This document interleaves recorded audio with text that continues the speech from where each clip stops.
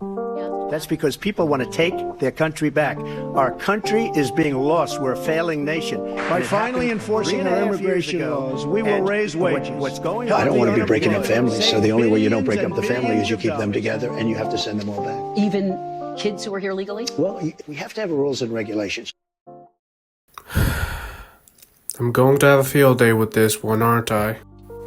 Okay, so immigration itself is already a heated debate for various groups of people, most going on about overpopulation, security issues, prejudice, and so on.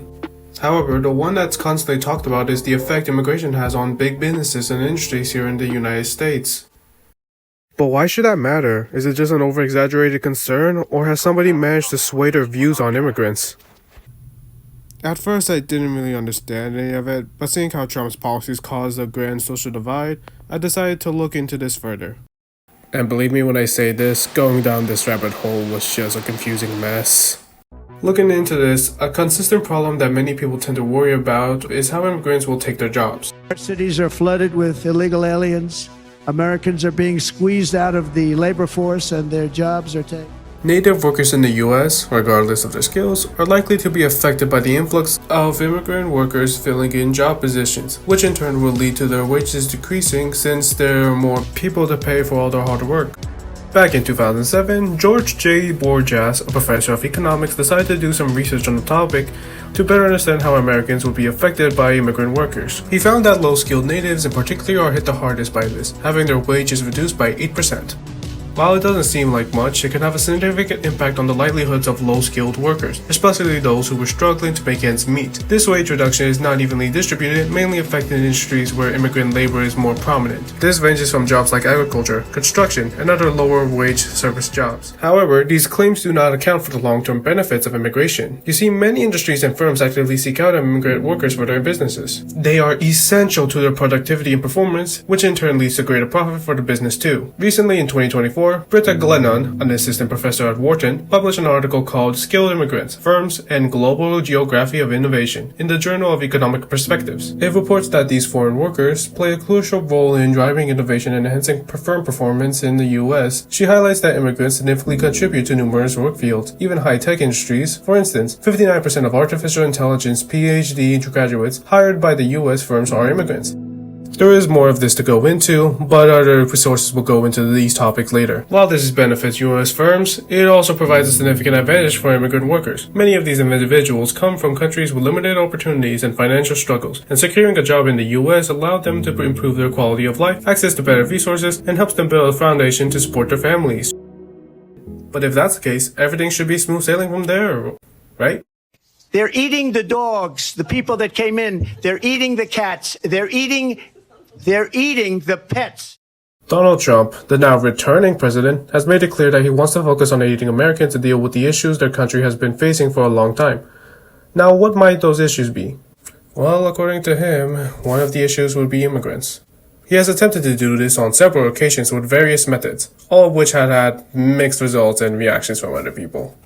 Back in 2017, when he was still president, both he and his supporters believed that it would be better if the US reformed their immigration system and focus on the skills of immigrants rather than their family ties. Writers such as VerBruggen have argued against family-based immigration, publishing an article called "The US Should Select Immigration Based on Skills, Not Family Ties."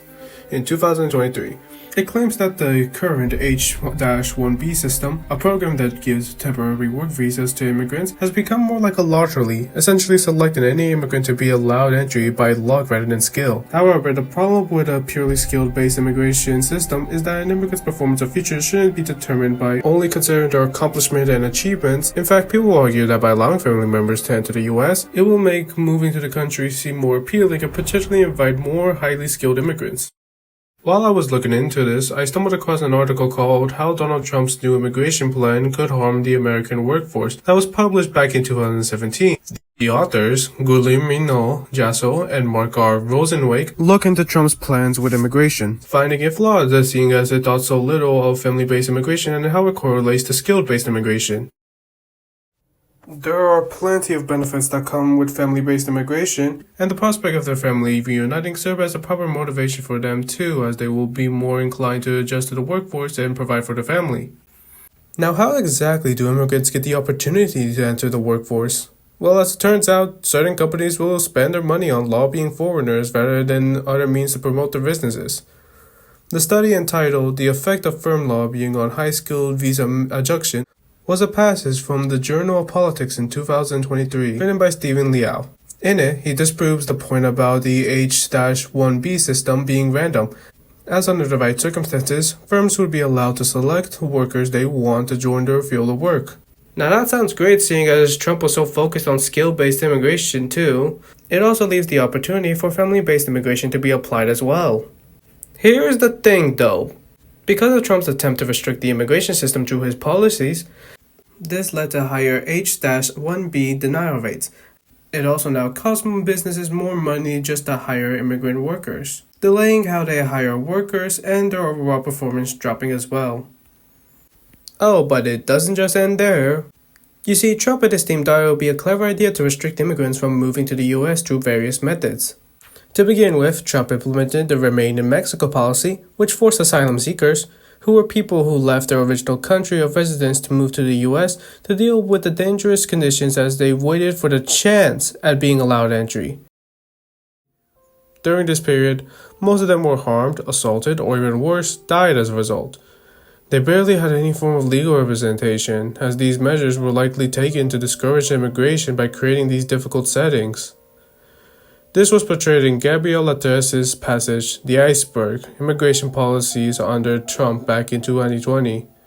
Trump's views has even shifted public opinion about immigration, as TLDR News recently showcased a poll that claimed that there was a significant increase in Americans who wanted immigration to decrease, this group's number increasing from 28% in 2020 to about 55% in 2024. And now, with Trump's most recent plan to deport all immigrants, this has them scared and concerned for what the future may hold for them. Though people have questioned how effective this would be, the United States would need to invest a fortune just to go through with Trump's plan, possibly wasting billions of dollars to manage the border and other issues. And that's not even mentioning that he attempted to carry out acts that go against well-established laws or policies. I'm not even joking about that one. You're just gonna need to hear me out. The Insurrection Act, which proposed the idea of using the military to secure the southern border, contradicts an 1878 law known as Posse Comitatus, which requires the congressional approval when using the military to enforce domestic policies. Then there was the Alien Enemies Act, which gave them the power to deport immigrants with no conditions, but that was meant to be used only during wartime.